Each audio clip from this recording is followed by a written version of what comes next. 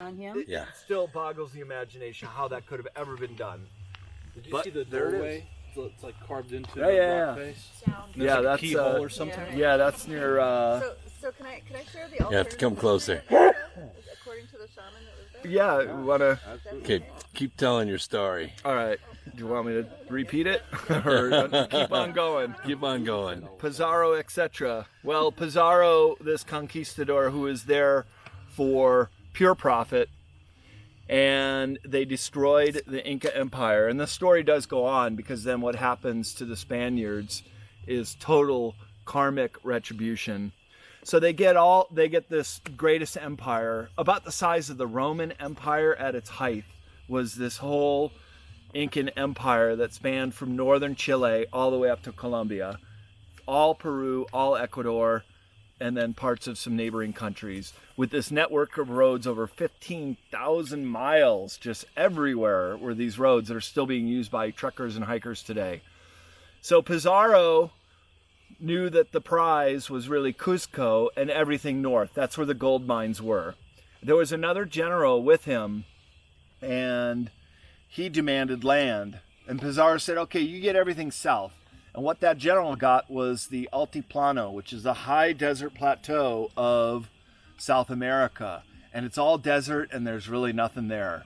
So that general then goes down and explore his new lands, the Chile, Peru, Bolivia border, and realizes he's been duped by Pizarro.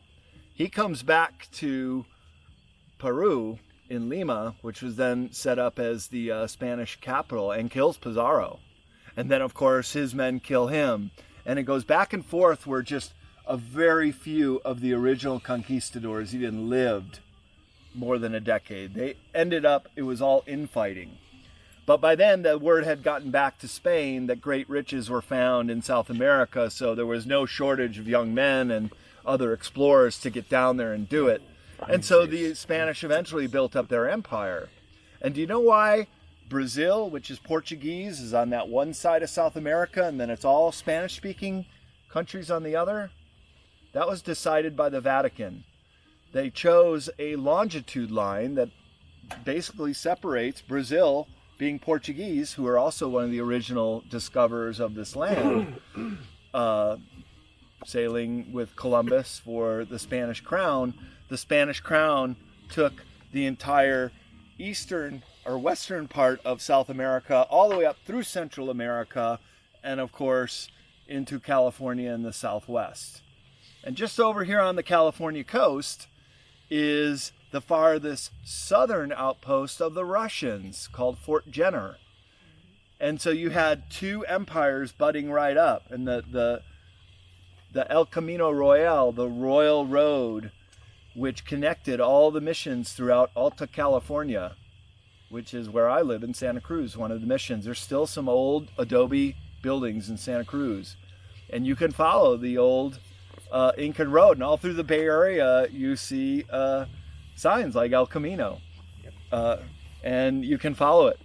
And that was the empire that stretched all the way down through Central America into South America. So the Spanish had created, through conquest, one of the greatest empires of the world. And unfortunately, the Mexican emperor, who we know as Montezuma, met a very similar fate as Atahualpa in Peru. And he too was conquered by Cortez, a conquistador that wiped out in a very short order the entire Aztec Empire. Another tragedy of history, that these great empires could fall so quickly to a small cadre of very greedy men. Now, what did all this gold do for Spain when they took it back? And that's kind of the funny thing. Just like we see in this country today, excessive wealth. How much can you buy? How many estates can you own? Of course, the king and queen among the richest of the world. But the downfall of the Spanish, and they had a jump on everyone. They should have been what England became. But the downfall of the Spanish is they would not change their ocean-bearing vessels, which are the Spanish galleons, with the big flat back. And it was the British, the Dutch, and the French that created the schooners, more of the streamlined ship, which could outmaneuver the galleons and beat them in a cannon fight all the time. So a lot of that stolen gold went to the bottom of the sea. Some has been recovered, others not. And there are still, I would presume, priceless golden artifacts of the Inca and the Aztec and other locations in Latin America. Still down there waiting to be found. Legend has it that over 700 barge chains, these are barges pulled by ships, sunk in the Gulf of Mexico. Yeah. Trying to get back to Spain with all that gold. A lot of them, and still being found off the Florida coast as well. And I mean, I believe in karma. I think you guys do too, that if you're doing bad things to people, bad things happen. And then the age of piratry, pirates came about. Arr. Do you know that Sir Francis Drake, one of the greatest explorers of all time, he was a wanted criminal by the Spanish. There was, they wanted him so bad, they would have hung him the minute they caught him. Sir Francis Drake, who explored our coast right here in California, and also the Drake Passage between South America and Antarctica, named after him. So many other things Sir Francis Drake did. He was a pirate for Queen Elizabeth. And Queen Elizabeth, this is really interesting, she hired the astrologer named John Dee. He's the one who popularized the crystal ball. An astrologer? Yes. Wow. And an occultist who could use what they called the scrying mirror. And in such a way, you can intercede with spirits. And this is the whole premise of the book Invisible Master by Leo Zagami. They've known this since at least Elizabethan times. And this is in the era of Sir Francis Bacon, Sir Francis Drake, and William Shakespeare were all concurrent in this time frame. It was a great blossoming of England, and Queen Elizabeth was using occult information from John Dee. And the Spanish galleon had surrounded the southern coast and were ready to move in for an invasion. The troops were there, the supplies were there, it was all ready to go. And they're just kind of getting in the position, and the naval admirals kept advising Queen Elizabeth, get your boats out there, we have to attack, we got to defend the motherland. And John Dee so famously said to Queen Elizabeth, hold off, just hold off. One more day, just hold off. And she did. And on the third day, a torrential storm came through and knocked out the Spanish fleet. And I will tell you this, ever since then, every single intelligence organization in the Western world, probably now around the world, studies events like this and studies the occult for this very reason, because you could have a military advantage if you are to know that there may be some kind of event. Now, as I was telling you guys earlier, this was also the downfall of Hitler. He relied too much on his astrologers, who assured him that the winter of the invasion of Russia would be a very mild one. So he didn't even send them winter clothes. The men were still fighting in their fall clothes. And that was part of the reason that the great Wehrmacht, the land army of the Germans, got bogged down and defeated ultimately, because he relied too much on the occult. And then so after that, it was all outlawed in Nazi Germany, any occult practices. And then it started with the Vril Society, who were downloading information through the Aldebaran ETs.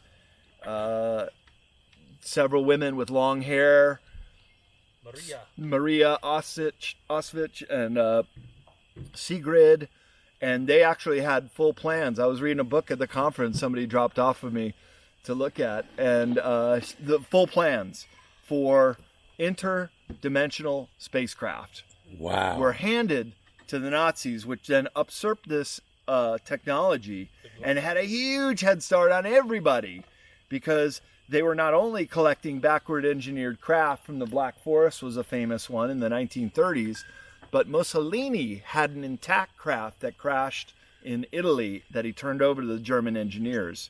And they brought it all to this place called the Skoda Works, which is today Czechoslovakia, to backward engineer their craft. But by the time the Allies got there, it was either all burned to the ground, all destroyed. Some of the scientists found with bullets in their head, but most of them just gone, as well as all the craft. And that's what was presumed to have been taken down to the New Berlin base in Antarctica that confronted Richard Byrd, Admiral Byrd, during Operation High Jump, when he made the quip that they had craft that could go pole to pole at incredible speeds to a Chilean journalist. And then now many researchers regard the flyover of Washington, D.C. in 1952 were these Nazi craft. Wow. Come in here to say, we can fly over your capital and you can't touch us.